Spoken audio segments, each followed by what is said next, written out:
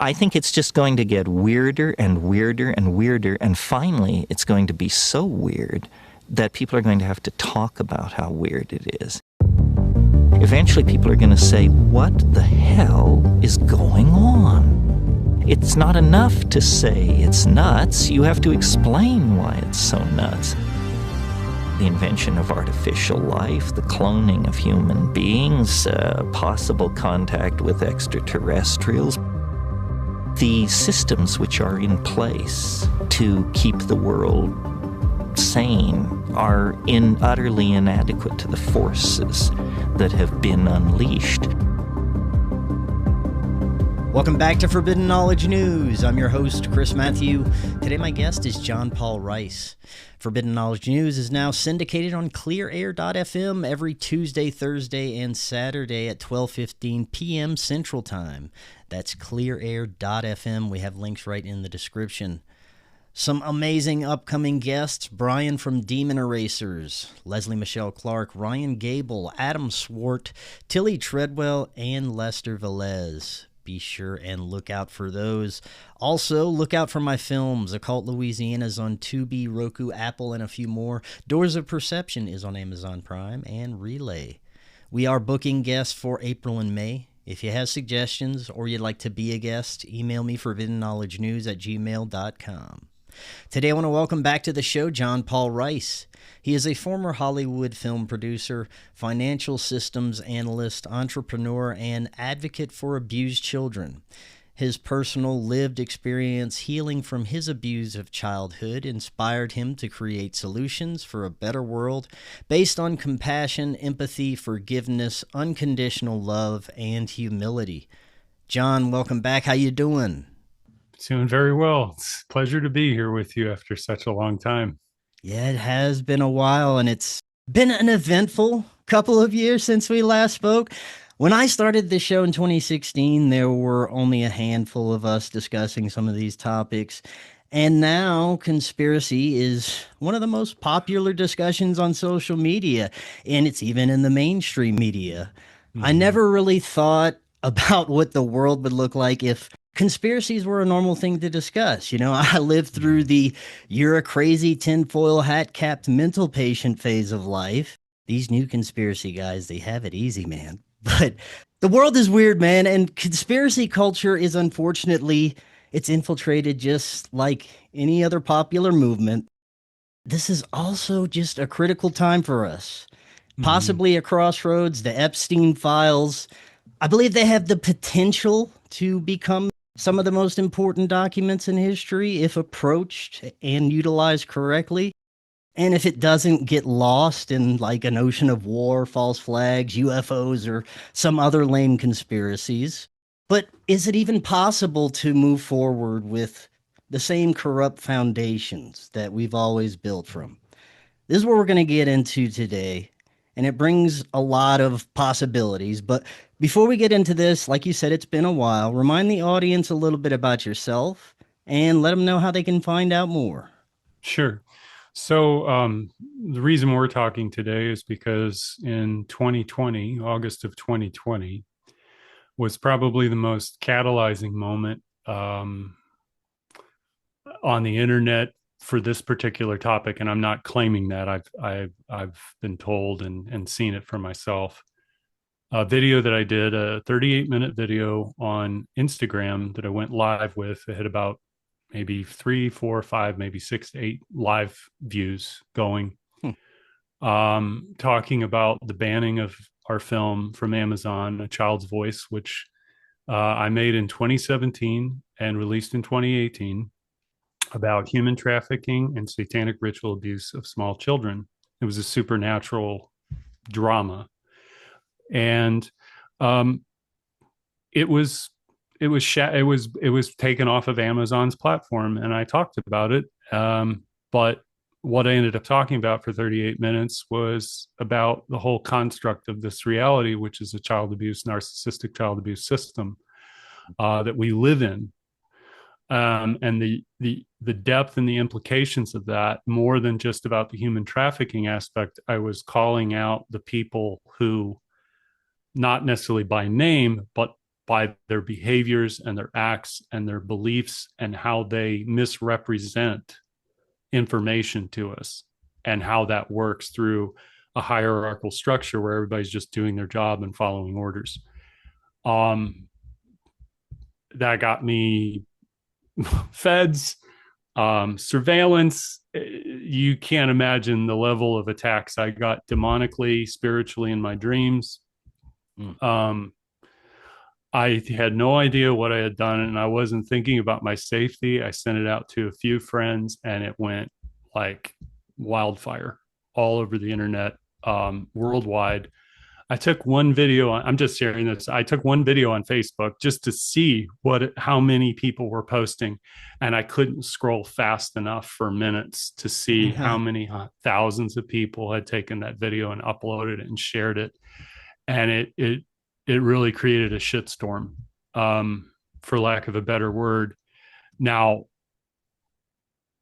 what I did was something that a lady who came to me earlier that year, who I'd been talking to, her name was Julie. I don't remember her last name. She told me earlier that summer that Jesus Christ himself had come to her in a dream, in a vision, and said to her, I'm going to use John Paul Rice for something very big this year. I had no idea what that was.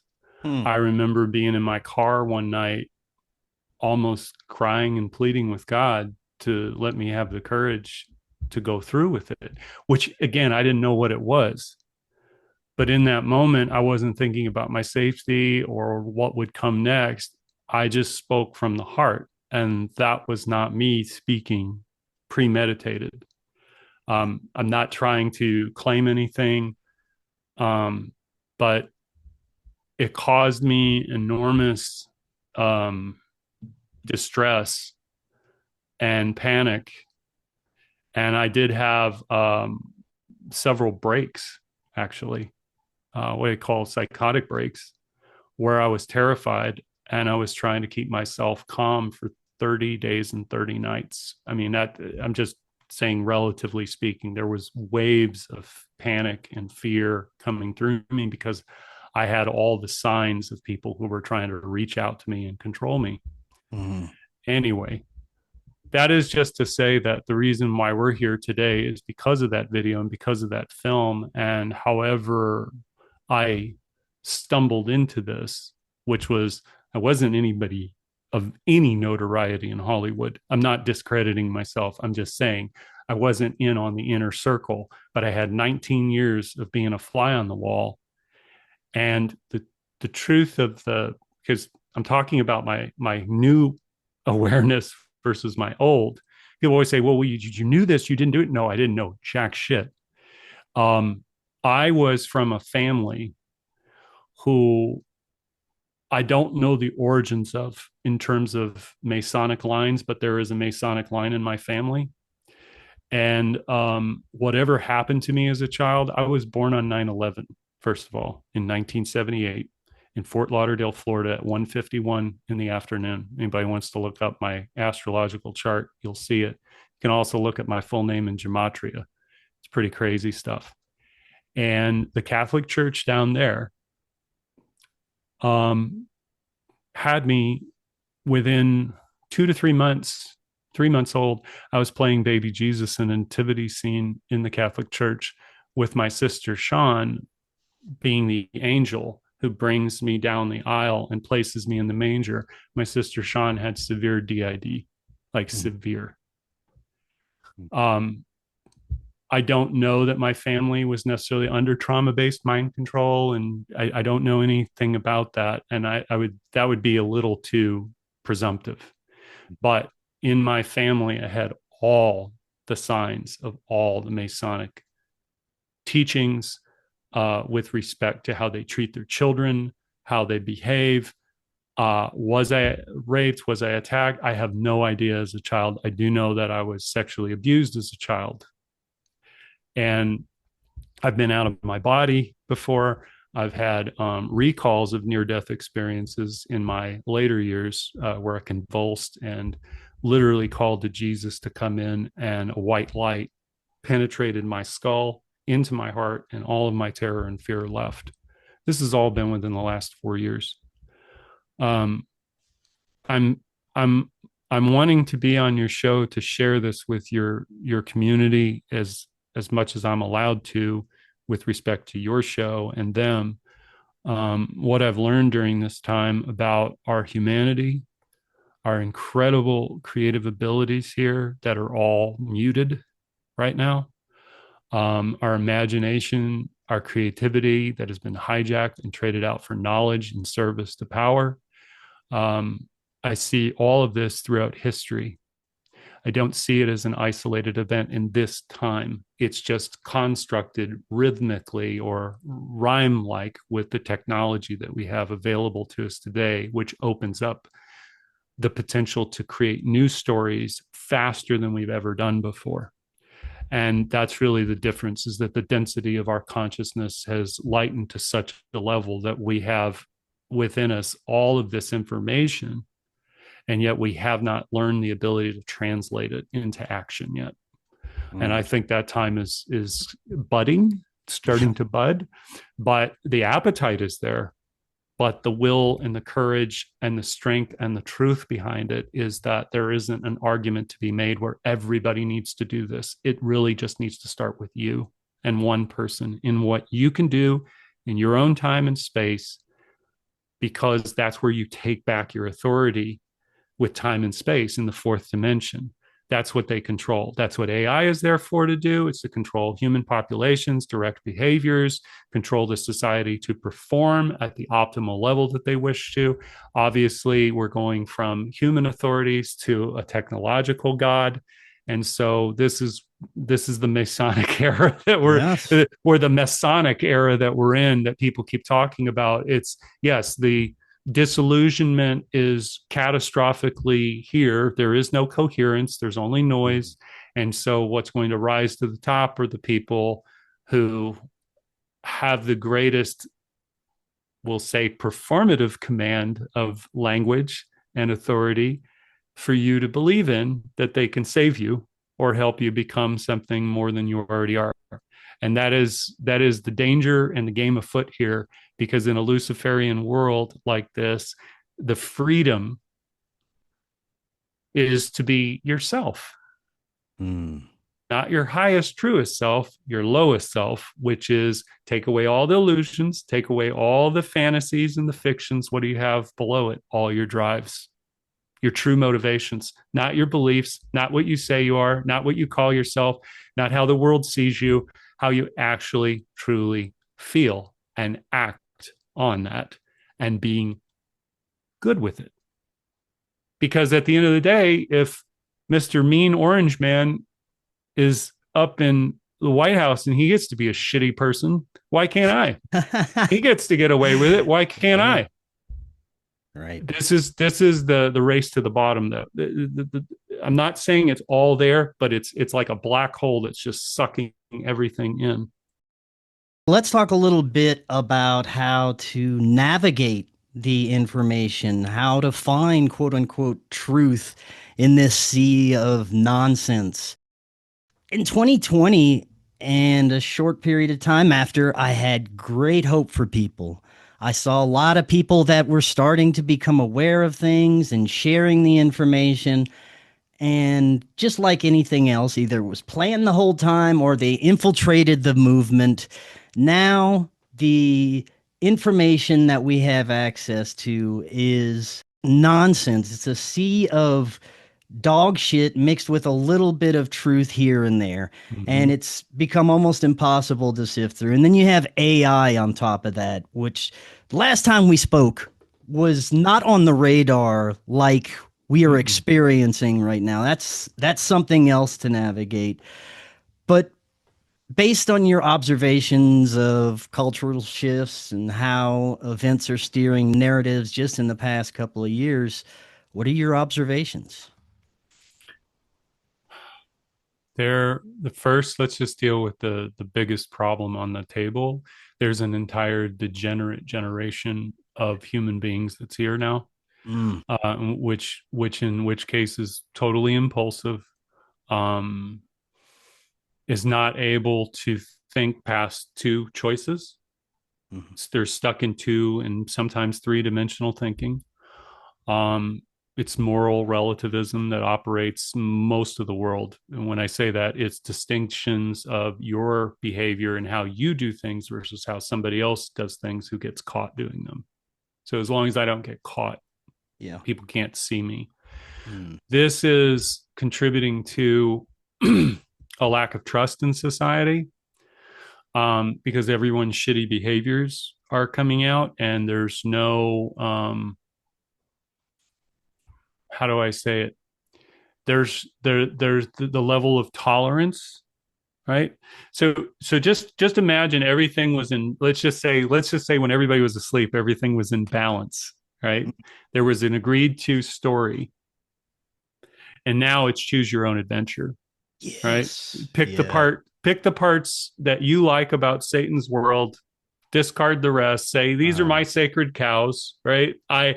I know that my entire worldview is shifted now that I have this information about satanic pedophiles, blood drinking, eating flesh, murdering. Now it's all true. So everybody has to recalibrate around that truth. There's going to be enormous denial, which there already is. There's people who don't want to look at it. Totally understandable. I want to say this is not because I saw a lot of people in the conspiracy movement, and I'm not calling out anyone, just kind of giving each other high fives as all this shit came out. And I'm sitting here going, you don't understand. A neutron bomb just went off in the entire world, the entire godless world that we live in. A neutron bomb went off in the heart of every human being that hit. And what that means is, how do you reconcile the nature of your reality with that knowledge? The normies that everybody wanted to wake up, guess what? They've woken up and they're frightened and terrified and can't do anything, because when I say can't do anything, it's like, well, okay, you want me to know that? That's great. Now what do I do with it? Yeah. So this is what I'm telling you, I'm coming up from the bottom up. So the conspiracy theorists, the people for years been telling us all these things been going on and everything. And it's like, see, wake up. And you're like, wake up to what? The fact that the world is completely inverted and it's fucked. And we're supposed to then legitimize it? No. Okay, well then what's next? Well, you're supposed to sit back and watch the show. This is what we all talked about. Now it's go time. Okay, go time for what? Watching the world come apart at the seams, and literally they bring about the end of the world through a holy war, an unholy war between two satanic factions. Yeah. Right? So there's those implications, but then there's my life and how I can live it in the time that I have left as the missiles are coming. I mean, really, like if you're going to go that far, just to flip the fuck out as to what is possible. And then you can say, well, then there's a galactic federation and there's these other, whatever they are protecting us. Right. Yeah. But I have no proof of that. Right. I can't materially go out and just say, so where do I find my hope, right? Where's my wellspring of the love and the peace and the joy that we're all supposed to be? You mentioned this degenerate section of humanity that seems to be growing right now. Yes. I look at the Epstein files and wonder if that is fuel for that fire, because it's such dark information that's being normalized and people are becoming desensitized to it. Does that add to, if the ruling class can do this, why not I'd go ahead and diddle some kids and eat some people? Well, it's very good you mentioned that. So yes, that's true, but they would still make a distinction. And this is what I saw between and I don't like to go down into this, but the right and the left. Okay. Mm-hmm. The right beats their kids, the left theirs. In the worst way possible. Communism, there's no boundaries. The right has unsafe boundaries, but they're reinforced. Okay. You will behave. You will get your act together. You won't be gay. Right. I'll beat that shit out of you. The other one's like, hey, whatever makes your family look great. right? If I can take a trans child and add virtue to my life and show that I'm a good, loving parent, even though I'm shit, I'll use that too. It's social currency. Okay. Mm-hmm. The right cares more about material gains than the left. It doesn't really matter at this point. It's fascism versus communism. Fascism is more targeted in its killing. Communism is more paranoid and broad. It's overcorrection for child abuse. That's all it is. And everybody gets to be shitty about how they deal with everyone else's perceived bad behavior. So when you say, does it give license to somebody? Yes. On the left looks at pedophilia as this: priests and straight men, white men.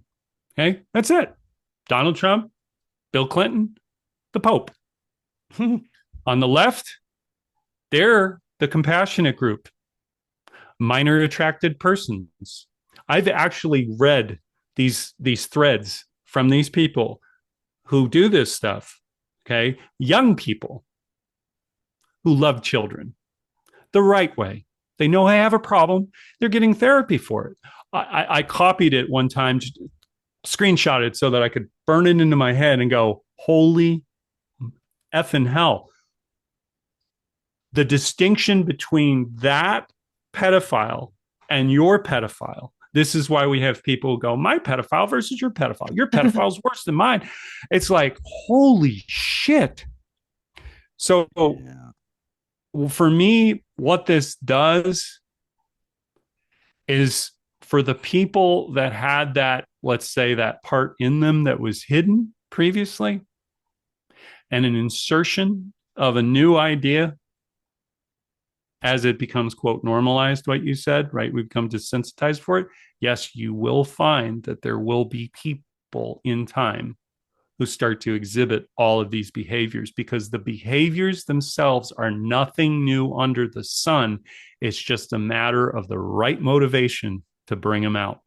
And when you have a society that, this is what I guess what I'm trying to say is that, when we can get into this, but the fact that we couldn't see who these people were accurately is also the blindness that we have inside of ourselves with our own dark side, which is what they know. And they know that it only takes a matter of time to prove to you, or prove to them, but really to you, that you're no better than anybody else here.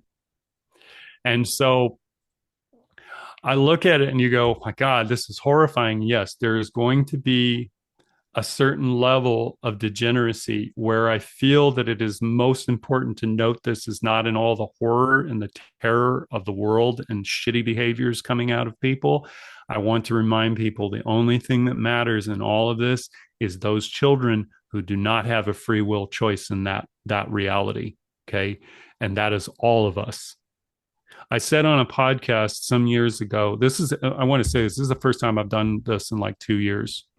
Just simply because people that I used to talk to don't want to hear what I have to say anymore. They want their brand of it.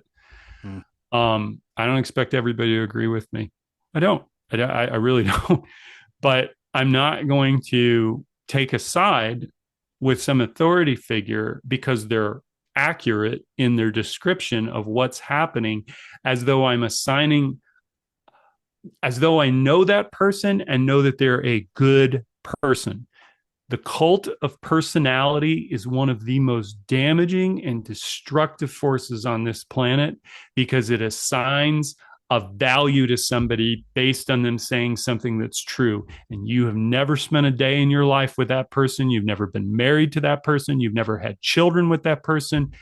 You working with that person, you meeting with that person is that moment. But as you understand this, and I understand this, in an MK Ultra mind-controlled society, they can have paradoxical relationships with people, themselves, their own behaviors. They can they can literally have a monster jump out of them.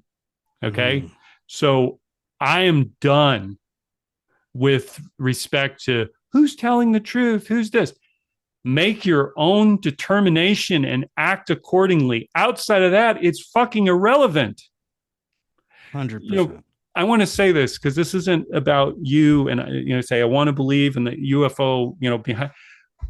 That is one rabbit hole I didn't want to go down. Why? Because who to believe is, and I'm going, well, I know. And it's like, I don't know. And I don't, but my question is whether the earth is round or flat or a torus or there's aliens here or not.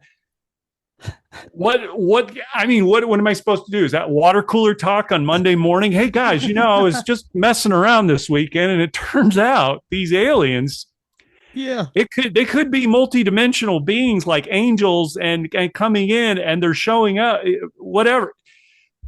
But how can I prove that? Yeah. And what is the relevance that I take from that in my own life and how I choose to live it? I don't have an answer for that. I've become a dad by proxy, in a sense, but by marriage, to two boys, and they're growing up as men, and I'm looking at them, and I'm going, what can I give them that I have? What can I give them that I have that makes them more powerful than me? What can I give of all of my wisdom and all the things that I know? I can't hand them my head. Mm-hmm. And probably it would fuck them up if I handed them my head. They've got their own life to live and their own understandings of it. And I realized that what is missing in this world, this is the main thing I wish to say. And we're gonna talk about this. I want to talk about all the things you want to ask me based on what you're hearing. But we have to pivot away from knowledge into wisdom. Wisdom requires care. It requires humility. It requires an understanding on a level that most people have not considered before, as I see it. What is universally true has nothing to do, like take politics, take religion, take all your institutions, just let them go. Let them all go and go, I don't need an intermediary to define this for me anymore. If I am able to understand and integrate and transform that information into actionable solutions that improve the quality of my life and my well-being and the people I love and care for, guess what? Reality changes. And it already has. And I want to say this has to do with mental health as well. I have a stepson who 3 years ago was on the streets, schizophrenic. Today, he is in an apartment with cats. Nice. He comes over and stays here with us. He's at a new baseline. No drugs did that to him. I showed up consistently every day for him when he needed it, especially when it was hard for me, especially when I saw that part of him I didn't like, which was in me. So what I started to realize is that all the parts of ourselves where we're angry, we're upset, we're afraid, we're scared, those are parts of our past that are unresolved now and cannot allow ourselves to break out of this mold so that we can think on a higher, deeper level, which has nothing to do with information. It's transfer of wisdom from the heart. The heart is what knows before the mind. The heart is what feels. The body, the heart, all feel before the mind even begins to interpret what has happened. And understanding, and you look at trauma-based events, nobody knows what happened. And we have a story that comes afterwards as we're recalling the parts that we can remember, but we never remember it accurately anyway. Yeah. So to me, it's like, what does all this mean? We have to bring the spiritual nature back into all of the institutional thought constructs and possibly redo them, because we live in an inverted and backwards construct, and everybody acts according to that, which keeps us in a perpetual state of ignorance. And the mass movements and what protest, no, there's none of that. If you start being it, it becomes real. That's how this works. It's not based on beliefs and everybody agreeing on a certain set of principles. If you live them and people experience them, they are true. Outside of that, you're in a fucking cult. Yes. and it really is like, no, nobody can go off the reservation. Nobody can question anything. No. This is yes, there's truth and there's fiction to that as well.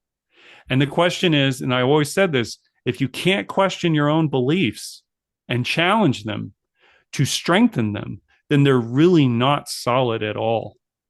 Even your belief in creator and God and what, who am I? Why am I here? And what the hell is God in relation to this godless world? So anyway, it's very like, these are existential, I guess you'd call them crises, but they have to be faced with courage, truth, love.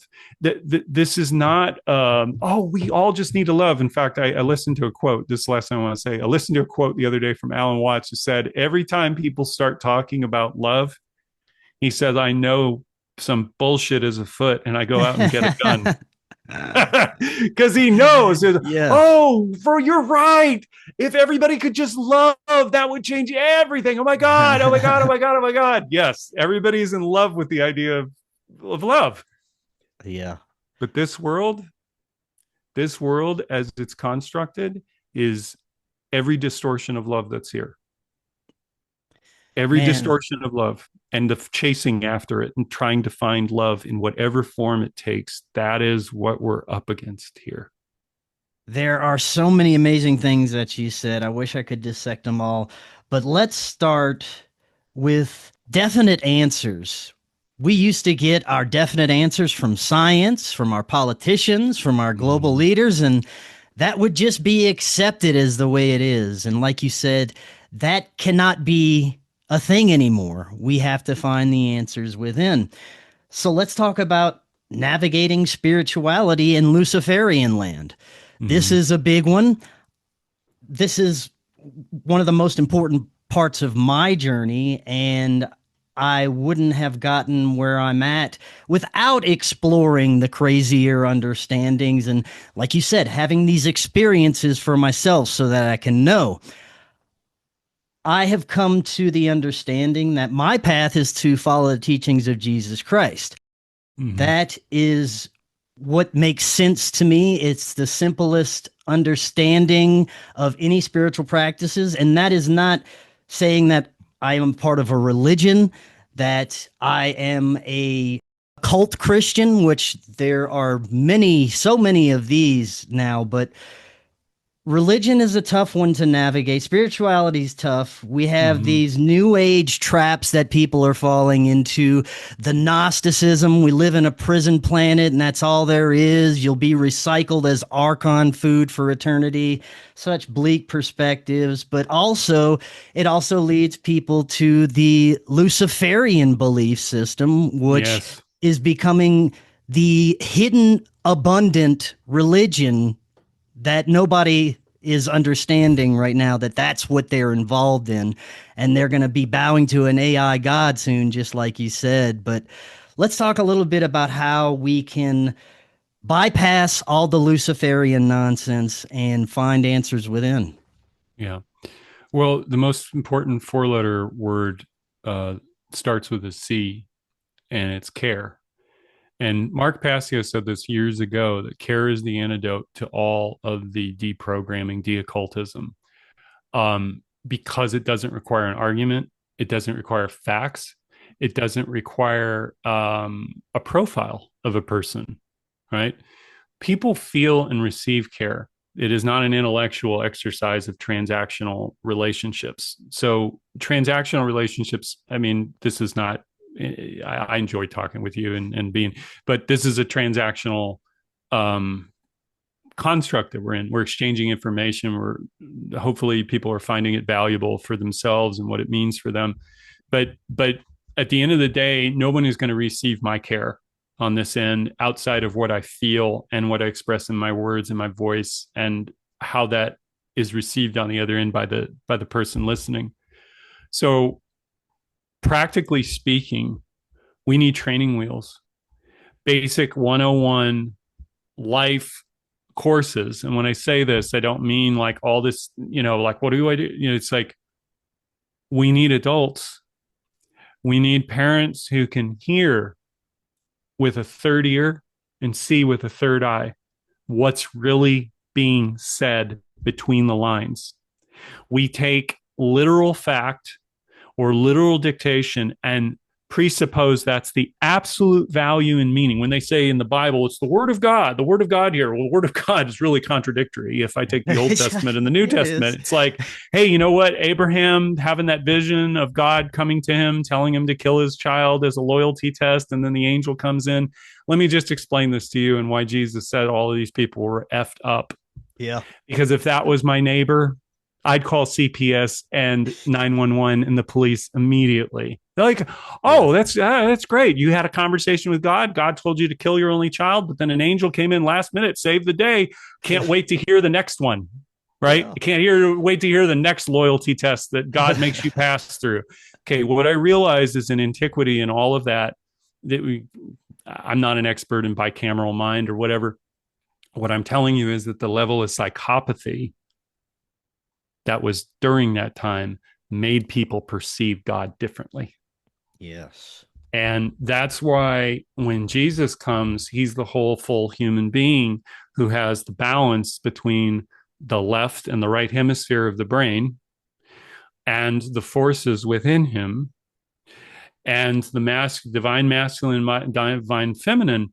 And what does that really mean? Well, it's living in harmony with yourself. It's the parts of yourself, like this world teaches you to hate yourself in ways that are not consecrated as fact, like hate yourself, like dictate, but in the way that you're made to feel in relation to your value to power and authority. You are less than, less capable, less educated, less privileged, less this. And Steve Jobs says, Jesus, guys, when he was, again, I'm taking his words, not taking him as a saint. But he said, everybody out here is pretty much no smarter or more intelligent than any of you all have ever, like anybody has ever lived. They figured out how to jive and speak that jive. And they created their own culture and their own language and their own belief systems and authority. So we're getting to the answer, which is you're going to have to start small. Instead of trying to go out there big and put the whole ocean of information together and say, this is the reality of all the proof and truth that we ever, lived under, and it's all a lie. Okay, what's real? Yeah. Does it really at this point, and I'm being really certain about this, does it really at this point matter what happened in the past or where you are today? And with what you know, and what you can do with that information is your key to power. What I mean is power, taking power back. We have consented all of our authorities away, contractually, consenting. All that needs to be done now is go, okay, I'm like Corey Feldman, Mouth in Goonies. Yeah. He's saying, this one right here, this was my dream, my wish, and it didn't come true. So I'm taking it back. I'm taking them all back. That's the truth. Take back all of your wishes and your dreams and make them real as they can be. That is going to change time and reality and shift it, and it will not happen all at once. Not everybody's going to go up to 5D. 5D requires you to have ethical, moral, do the right thing when it's hard, when everybody says no, everybody tells you you're wrong. That's the hardest part. And where the line is between that and Luciferianism is when you decide to go it alone and do what you want to do and not give a shit about anybody else. There is a truth and a lie to that. You shouldn't care about what anybody thinks about you except the people that love you and care for you the most. That's it. The rest of the world, my God, on my videos, some of them, this guy knew for 20 years and he didn't say that he's one of them. Like just because they've woken up into a world where they don't feel safe and somebody should make it safe for them. I totally understand that, but they don't understand that. And I can't have the same kind of conversation with them. So this is really going to come down to, let me just pare it down to, I know I'm kind of shooting all over the No, place, you're doing great. but I'm trying to come at it from different angles. You can be in a conversation with somebody, but not be in the same conversation. In other words, the two of you are having two totally different conversations, even though you're talking about the same thing. And if it really gets to an impasse where it's not like, okay, I can't take any more of that, but it's more like, no, you're wrong. You're wrong. It's like, that's fine. I'm wrong. Somebody who needs to tell me what I'm doing wrong and shame me and guilt me to correct me is not my friend. They don't give a shit about me. They don't care about me. I've had people in my life who, hey, John, how you doing? Everything okay? Yeah. Suddenly, I went from being a hero to a real human being. I don't have that many friends anymore. I have that many. Yeah. Okay. All my contacts, all the people in my phone, all the people I've talked to all over the years, everybody, the band is breaking up, man. Let's just be real. The band is breaking up, and everybody is making their construct of reality. This is no different than anybody who's ever lived, according to what they believe is safe for them to believe and know and live by. Because to insert something that is so scary to someone, that, I mean, the Epstein stuff, okay, we could talk about that for days. I put that aside after a while because I was like, I already knew all that shit. I don't need to go back into it. Right. And it re-traumatizes me every time that stuff comes up. Only because more Satanists start following me or want to. I had to close my accounts, make everything. Yeah, it just it's problematic, and because I know the curses that have been put on me. Yeah. And I'm protected at the same time. So I look at it and I go, let me just explain, being very practical, like John Paul Rice's life. He was a single man, and his life has completely changed. And he's lived on the edge of poverty for 4 years, trying to do everything he can. I had 6-figure income. I was outside of filmmaking. I had a banking career of 13 years where I tripled my salary and got promoted 6 times in 11 years. I've created solutions in companies that are COO level, $700 million revenue streams. Okay. For multi-billion dollar portfolio, just using my mind. I can't get a job anywhere because my name is out there online. The moment they do a background check and they go, oh, fuck, this guy's a whistleblower. He's a Boy Scout. We can't have anywhere there is duplicitous behavior. You have the only people that hired me were the people that abused the shit out of me because oh, wow, you're in Hollywood and you know all this stuff. And they want, there's like a mystique to that. Right. So I had to put all of that aside. Most of the people in filmmaking, I'm not really interested in working with. A lot of them just flat out narcissists that they want you to produce their movie for them or whatever you can add. Oh, it's even the ones that are independent, even the ones that are in MAGA. I don't have, and this is not a blanket statement about all of them. It's just I haven't found the crown jewels. Yeah. And people want what they want. And this kind of goes back to the lack of imagination and creativity that we have basically, and we can talk about university and all that stuff. That's an MK Ultra mind control program. Yeah, absolutely. MK Ultra is all through the university systems. It's through our media. I'd say at this point, it's an MK Ultra mind controlled society gone haywire. Yeah. Everybody is playing a role, in a scripted role, in an avatar. It is Westworld. I mean, it's just, you could use all the metaphors to describe it. So how do you play a non-NPC character? Yeah. And I had to learn how to become an adult. I'm going to tell you this. This is probably more than I expected to say today. So Diane is the lady who went bankrupt, rescued me from a pedophile, from a psychopathic pedophile that I was under the control of for 20 years. She went bankrupt, getting me away from that man. And I was so badly abused as a child that I didn't realize how bad this person was. So my body in the last 4 years has had all sorts of shit come out of it. When I say that, I mean vibrational quakes, sickness, illness, puking up, just unbelievable stuff that is, it's not even registered on a sickness level. It's not like a virus or a germ or anything I caught. It's energetic frequency that's causing me to change. And what I did was I gave myself over to Christ. As much as I have struggled with pornography in my life and everything else, I'm going to tell you something.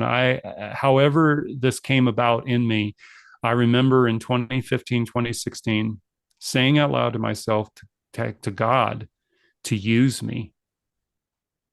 Let me be a servant to many men and women to tell them the danger of this child abuse issue, because at the root of all of this, is the lack of love for our children, and we treat them as property, and we are custodians of God's angels. And until this world realizes that in its fullness and stands up to defend and protect the innocent lives of children in our families first, because that is the first cult that you are born into. And then you go out and assimilate with all the other cults. Everybody brings their dysfunction to the workplace. You understand, everybody can live a separate life because the lie is hidden from them. And they go and they make it legitimate because they're rewarded for it. There's nothing telling them that they're doing anything wrong. Mm-hmm. We are shooting children out of cannons on trajectories that they cannot maintain. And the generational war is here, when all these young people are going to go, you told me I needed to go out and do all this shit and make this legitimate, and look at this shithole that we're in. Fuck you. That's going to happen. It's already happening. Yeah. But it's going to accelerate. This is what I know this is all sounding bad, but we are going to, like, what I'm trying to get is that these are the realities that are in play here. To the scope and degree and how much you see of them or how little you do or dismiss, it doesn't matter. It's here. It's here. If we're to live like gods, and when I say that, I mean in a very narrow Sermon on the Mount, Matthew, okay, the Beatitudes, and then the Sermon on the Mount. It's a very narrow path. Most people don't like that passage in the Bible, because it's literally saying, yes, when you look at a woman with lust, you've already cheated. Mm-hmm. Gouge your eye out. Well, that would mean everybody, of course.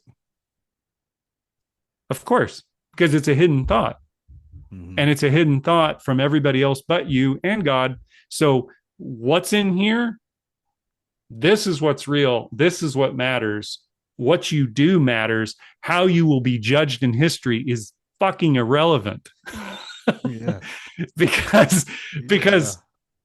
history, as people remember it, and as people want to ascribe events to the reasons why things happen, they're not looking at the butterfly effect. They're not looking at the quantum level reality that's going on. They're looking at events that have been, we could say, concretized or whatever. It's basically just like, oh, this is why. There's the Charlie Kirk shooting to this, and then the Civil War. Oh, yeah, those were the things that caused all that bullshit.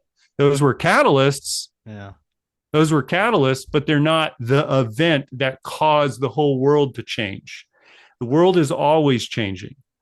The world is, we are always changing. New ideas, new feelings, new perception. You are not the same person you wake up. Every day you wake up a different person here. Everybody said that. It's not, but that means that you have the power within you, within the smallest nascent unitary forces of God in you, to make an impact, to be something other than what you knew previously.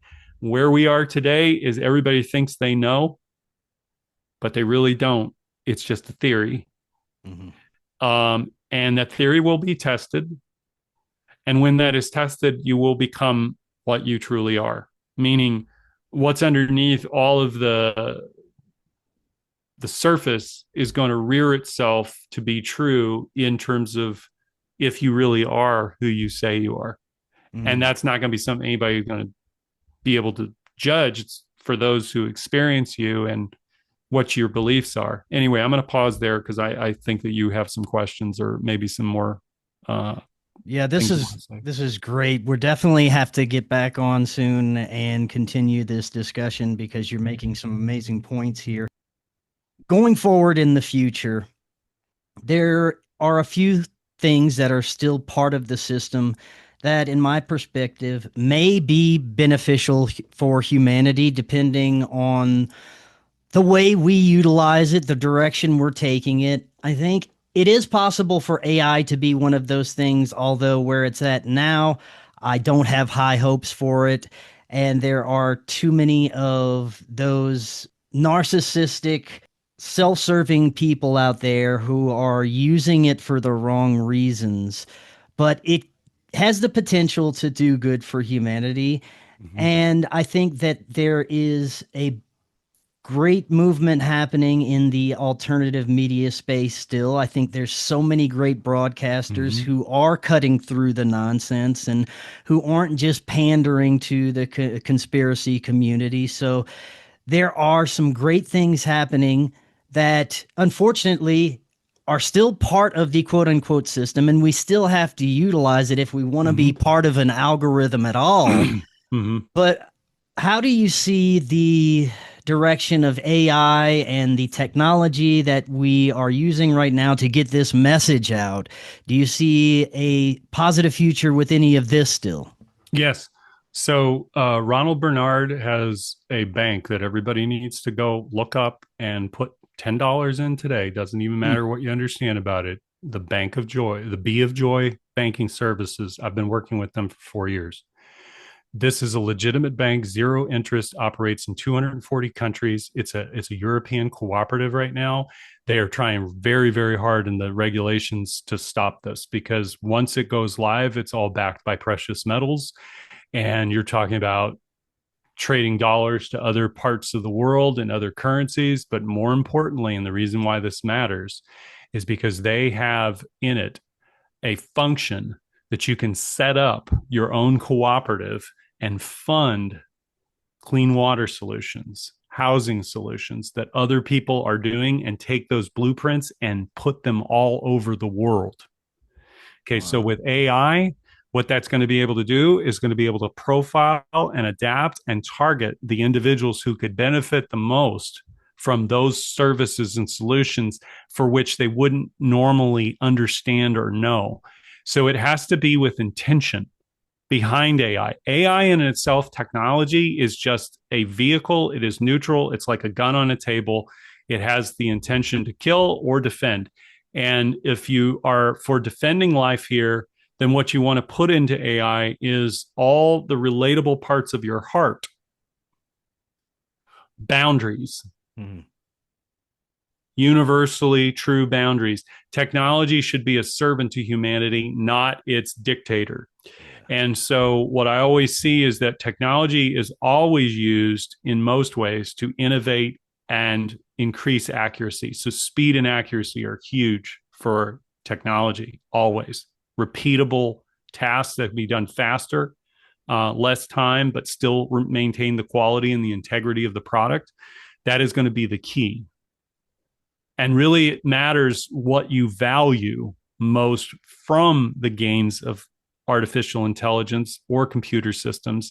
It's always been that way, but it's being reframed as something that's different. And last thing I want to say about this is having worked in technology in a banking system for over 13 years, the majority of the masses view technology as the answer to their problems.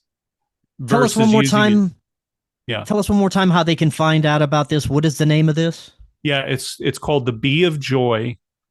It's run by Ronald Bernard. He was a ex-banking official, one of the people that gave testimony, and we based our movie A Child's Voice off of in 2017. He was up in that Luciferian cult, and he didn't sign his name in blood. Otherwise, he would have been dead. But he's given many, many, many testimonies, and they are putting out the Be of Joy Banking Cooperative. And I got to tell you, in the next year or two, this is going to be absolutely, absolutely pertinent that we have this system. Building alternative systems is key, and it's going to happen. It's already happening. Mm-hmm. But don't wait for authority to come and bring you the solution. If you have this knowledge and you have the will to act on it, start connecting with these people all over the world. That's what's going to change when everybody knows, oh, there's more people like me than I know. There's more people out there than I know. Ronald and that bank is paramount to the future of society as a whole globally. It's not going to be the only bank out there, but it's going to be one of the few alternatives that are going to be able to be used internationally and allow us to have the world that we want to live in, for where we can help it matter. And I do believe it's not going to be all dystopian cyberpunk crap that's going to go on, but there's going to be a polarity on a level that many people will still, and as they say it in the Bible, that people you think are not going to take the beast system will. That is because wherever they are vulnerable and susceptible to need with that authority, that relationship with authority, is where they're going to get hooked in. And if we can create these other alternative systems, which are not fantasy or fiction, they are actually real and they're happening right now, that is going to be the major change that we're going to see in the future. I love that, man. That is an excellent solution. Last few minutes, is there any final thoughts that you'd like to leave the audience with? Getting in touch with your inner child. People have talked about this. I will tell you, the reason why I can say the things I say is because I have reclaimed my child's voice. My child's voice speaks all the time. And in developing that, what I did was I went out in nature, walks almost every day for the last 6 years, truly. 80% of my time, at a certain point, like an hour a day. And I talked to myself. And in talking to myself, and I've learned this, there's a certain amount of clarity that you gain. Very successful people talk to themselves all the time. And what I would say is a practice, it wouldn't be bad to hear your own voice out loud, not from what other people think, but what you feel when you hear it, and listen to it deeply. And I feel that that is the difference in reclaiming your mind and reclaiming your, okay, if you talk about it just for God's audience, that's the real value there. It's having the clarity of mind without the paradoxical distractions, and it allows you to go, yeah, I know that's true, but this is also true. Yeah, I know that's true, but this is also true.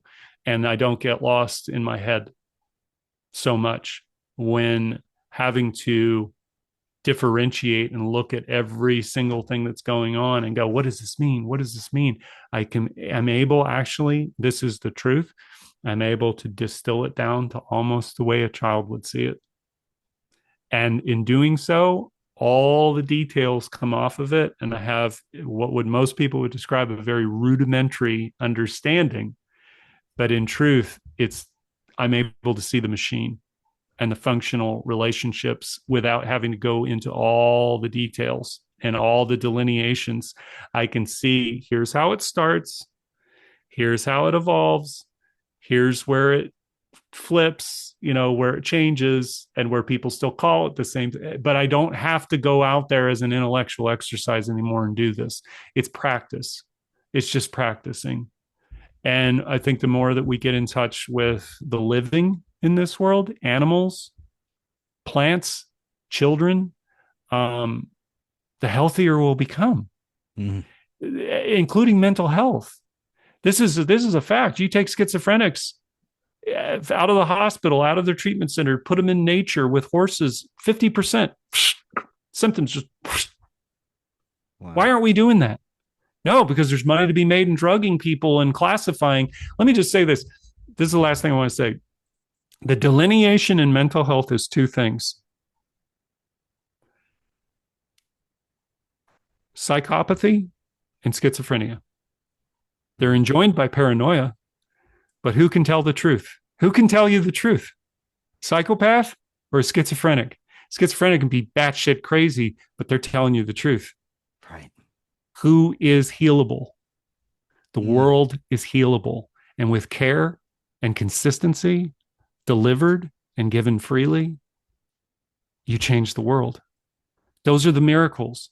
Otherwise, we rely on technology to guide our brains, to artificially support us, keep us up and alive. And there will be people who see technology as the miracle source. Just believe me, they will. But the miracles I'm talking about are not going to be believed at first, because when people see them, what I'm talking about is the wait a minute, this boy over here had schizophrenia, and I didn't tell him he was not going to be schizophrenic anymore. I just had to do and act and care.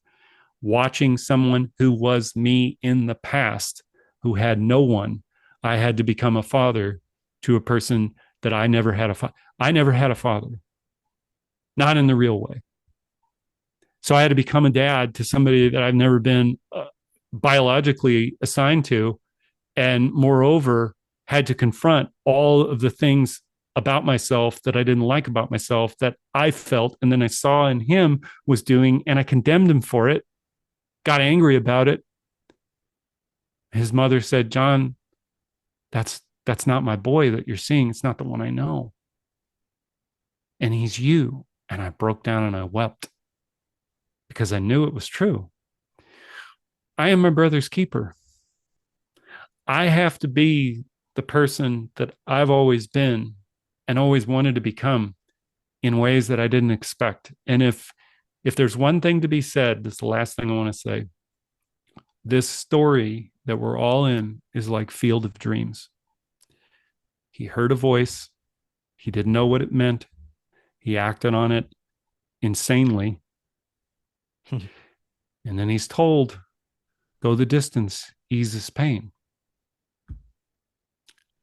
What does that mean? He created the miracle, which was the moment he wanted. This is why all of us cry. That one moment with my dad again, playing catch. And he brought heaven to earth because he followed a voice that he didn't understand. I believe that's true here. I really do. And in our inner voice, when it speaks to us, we should listen to it and not ignore it. Because when we do ignore it is when trouble begins. When we think we know what we're doing, or think we know what's best for everybody else, that is when we're all in hell together. And that hell is just simply this: the food is abundantly everywhere, and yet everyone is starving. Yeah. And I want to live in a different world than this one, and I'm going to fight till my last breath that I can see something new come into focus here, because I believe it's only a matter of time. Speaking of abundance, there is such an abundance of positivity in this discussion. I love this. I needed this so much, and I'm sure there's members of my audience that are going to need to hear this as well. So thank you so much for this. Is there any way that the audience can find out more about you? What's the best way? Yeah. Make It Real JPR. So like John Paul Rice, but Make It Real JPR. Instagram. I'm on Telegram. I'm also on pilled.net, which is something I would encourage anybody to look into, of broadcasting on. There's a good engaged community there. And I mean, I'm just, I'm doing my thing. We'll see what happens in the future with respect to projects and everything else that I do. But I'm on social media on those places, and also on X sometimes. Excellent. John, thank you so much. We'll definitely be doing this again. Until next time, everyone, have an excellent evening. We'll talk again tomorrow. See y'all then. Hello friends, I am so excited to tell you about Independent Media Token. Independent Media Token is a brand new way to show your support for independent media without having to donate a dime. Independent Media Token is a cryptocurrency on the Solana blockchain designed to generate funds to promote and foster the growth of independent content creators, allowing them to engage in their art without having to worry about being demonetized. Through a network of media partners, of which you yourself can become a part of, Independent Media Token's goal is to ensure the powers that be can never cut off all of our areas of funding and censor the only free voices left in the world. Join the movement today. You can pick up Independent Media Token using Phantom Wallet or the Solana wallet of your choice, where you can easily swap your Solana for IMT. Grab some IMT today and remember to always know your team.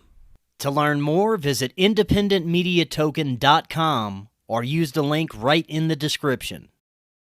Are you and your family prepared for an emergency? Maybe the fake alien invasion? Now is the time to prepare yourself and your family for any event. Check out Prep Starts Now. Their mission is to provide high-quality preparedness products that empower individuals and families to be ready for any situation. They're committed to delivering reliable, trusted gear to ensure your safety, security, and peace of mind in times of need. Their product selection is carefully curated to provide you with the essential gear you need to stay prepared. From emergency kits to tactical tools, every item is chosen for its reliability and practicality. Prep Starts Now understands the importance of family, and their goal is to equip you with everything you need to build a solid plan for your family's preparedness. In today's ever-changing world, being prepared is more important than ever, and Prep Starts Now is here to help you and your family stay ready with quality products and practical guidance. Use the link in the description and get 15% off your order. Watch Doors of Perception now on Amazon Prime. We live in an incredible age of information. More and more, we're discovering that we've been lied to and misled about much of our human history. Cory Hughes is providing profound revelations about World War I, World War II, the JFK assassination, Martin Luther King's assassination, and much, much more on his new Substack, Bloody History. Subscribe now for as little as $5 monthly. Just click that link right in the description to get started now and learn about our true history.